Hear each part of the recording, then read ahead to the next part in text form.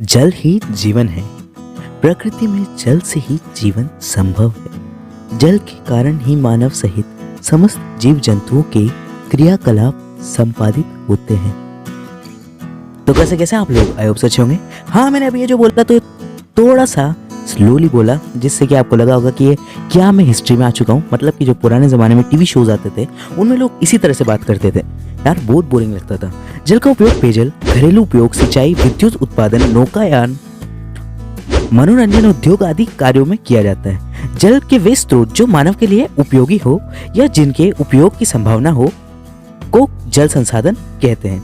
राजस्थान के मुख्य जल स्रोतों में झीलें, नदियां और उन पर बने बांध व नहरें, तालाब, कुएं व नलकूप आदि हैं। आइए हम इन वीडियोस में जो आगे आएगी राजस्थान के जल संसाधनों एवं अफवाह तंत्र का विस्तार से अध्ययन करते हैं। हाँ, मैं आज भी राजस्थान के बारे में बात कर रहा हूँ, क्या करूँ यार, मेरी मातृभूमि। तो अभी हम पढ़ते हैं अफवाह तंत्र।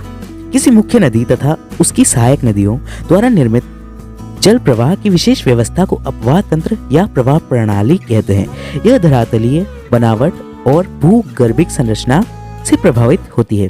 हम जानते हैं कि जल का सामान्य स्वभाव ही ढाल की ओर बहना है।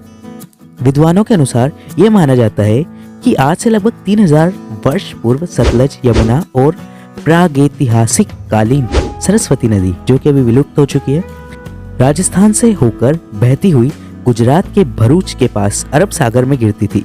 लेकिन भूगर्भिक हलचल और जलवायु परिवर्तन के कारण वैदिक संस्कृति की पोषक यह सरस्वती नदी लुप्त हो गई। जल विभाजक रेखा ये क्या होती है अभी बताते हैं। दो अपवाह क्षेत्रों के मध्य की उच्च भूमि जो वर्षा जल को विभिन्न दिशाओं में प्रवाहित करती है उसे जल विभाजक रेखा कहा जाता है। जैसे कि राजस्थान में अरावली पर्वत।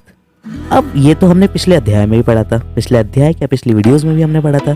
तो बस आज के लिए इतना ही। अगली वीडियो में हम बात करेंगे राजस्थान का अपवाह तंत्र।